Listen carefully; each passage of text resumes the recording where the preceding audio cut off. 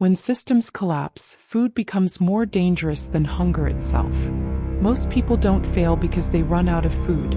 They fail because they manage it wrong. Poor nutrition, disorganized supplies, unsafe storage, unfamiliar recipes, and bad packaging quietly destroy survival plans long before starvation ever does. In this video, we expose the food mistakes that look harmless, but can weaken you, make you sick, or end your chances entirely. We'll break down what actually works, what fails fast, and which common survival myths could cost you your life.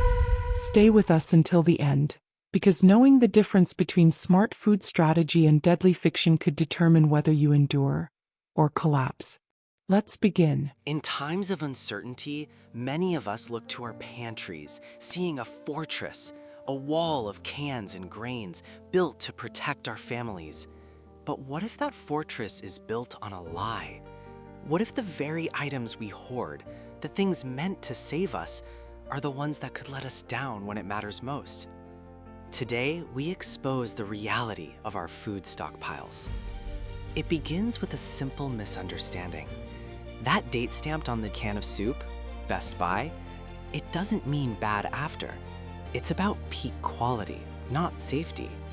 Yet, a staggering number of us throw away perfectly good food because of that date, wasting resources we think we're saving.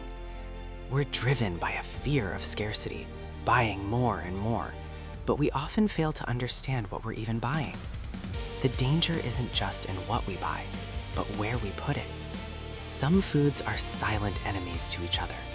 Storing potatoes and onions side by side seems harmless, but the gases they emit cause both to spoil faster. They become a self-destructing pair in your own cupboard. In your refrigerator, it's hiding its own betrayal. That convenient egg tray built into the door, it's the worst place to store eggs. The constant temperature changes from opening and closing the door compromise their freshness, shortening their life. Even the freezer, our go-to for long-term preservation, isn't foolproof.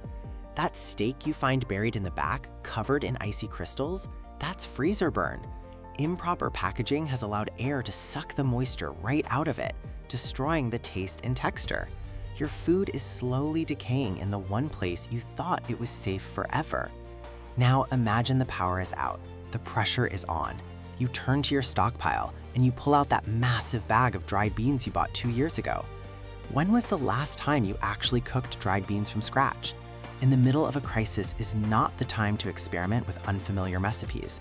Familiarity brings comfort. Stalking what you don't eat is a recipe for stress and waste. And what about nutrition? Surviving for weeks on instant noodles and canned meats might keep you full, but the lack of essential vitamins will weaken your body and your immunity when you need them most.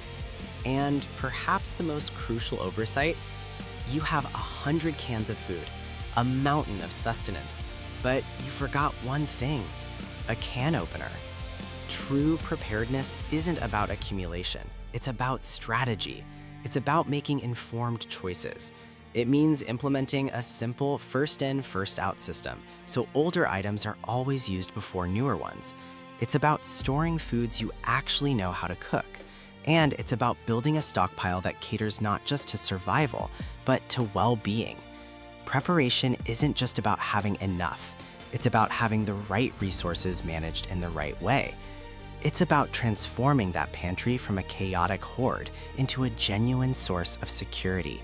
Because in the end, knowledge is your most valuable and most perishable resource.